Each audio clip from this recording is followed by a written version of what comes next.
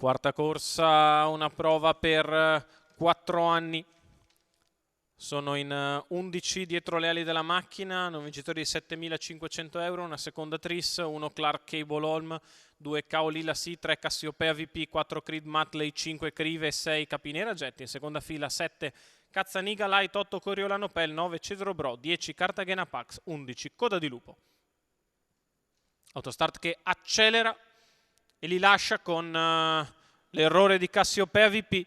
È veloce Capinera Jet che cerca di scavalcare Clark Cable Holm, il quale con l'ausilio della curva prova a tenere la figura di dentro. Ed è di nuovo match Antonio Di Nardo, Alessandro Gocciadoro, con Clark Cable che rientra a Capinera, che prova ad attaccare all'esterno i primi 200 in 14,4, i due che lottano con Clark Cable che alla fine mantiene la posizione all'interno di Capinera, rientra e va al comando. In terza posizione c'è Creed Matley, con di fuori subito Coriolano Pel che avanza sui primi dopo 400 metri in 29,1. Clark Cable Holm in vantaggio sulla curva di sinistra.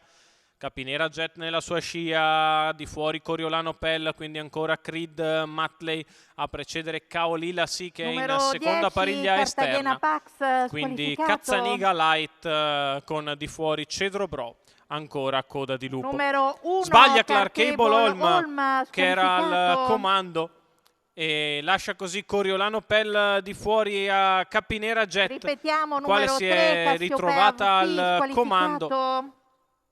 Si è ritrovata al comando Capinera e di fuori Coriolano Pel ormai da tanto tempo. Lungo la corda c'è Creed Matley, in seconda pariglia Kaolila C, poi Cedro Bro, ancora Cazzaniga Light e quindi Coda di Lupo i 1200 metri con Coriolano che insiste all'attacco di Capinera. La dritta di line 15,4, 1,32, 3/4 di miglio. Capinera Jet in vantaggio, cerca di scrollarsi di dosso Coriolano Pel che sembra stanco. Lungo la corda c'è Creed Matley a precedere Cazzaniga Light, sposta Creed Matley per andare all'attacco della battistrada che ha fatto 15,4 la curva conclusiva. In vantaggio Capinera, attaccata da Creed Matley, va di dentro Cazzaniga Light, in vantaggio Creed Matley, attacca Cazzaniga di dentro sul palo. Creed Matley si salva da Cazzaniga Light, mentre per il terzo posto Cedro Bro viene a giustiziare Capinera Jet.